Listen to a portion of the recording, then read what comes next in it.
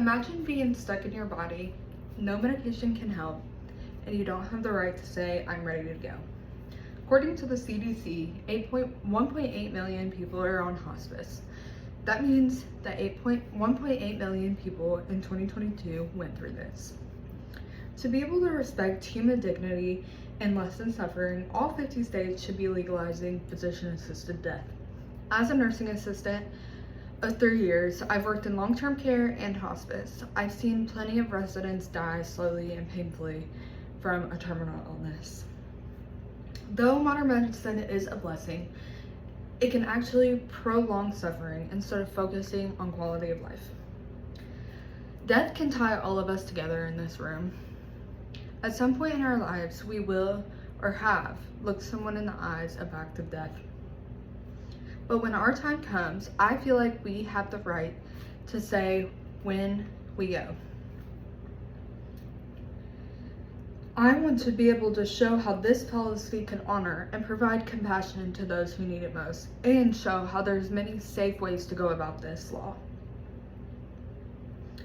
Though it can be a hard decision, if you have a terminal illness and less than 6 months to live, the U.S. law states that anyone has the right to refuse life-saving treatment. Verywell Health, February of 2026, says competent individuals have the right to refuse all and any life-saving treatment, and they have to make sure that they grasp the treatment and they know the potential outcomes of the treatment. There is exceptions to this law, like emergencies and if a person's not legally able to understand or make decisions for themselves. When somebody has a terminal illness, many people don't know if they're gonna pull through, and they would rather just not suffer. Physical assisted death provides compassion in a humane way to go out instead of prolonged agony. BBC, April 2025, tells us the story of how and why Wayne chose to die. Some days, pain is more than I can handle. I don't see any merit of dying slowly and painfully hooked up to a bunch of machines like feeding tubes and intubation. Wayne watched 2 of his family members die from the same disease he had. He said it was slow, painful, and scary, and he didn't want that. So when he chose that, he decided to die with dignity and be surrounded by his family in his final moments. Other states have proved that there are safe ways to go about this and strict safeguards that protect those without their right state of mind. The APA in 2025 said MAID has a series of steps and legal and ethical to make sure that the death that they want to do is legal and ethical.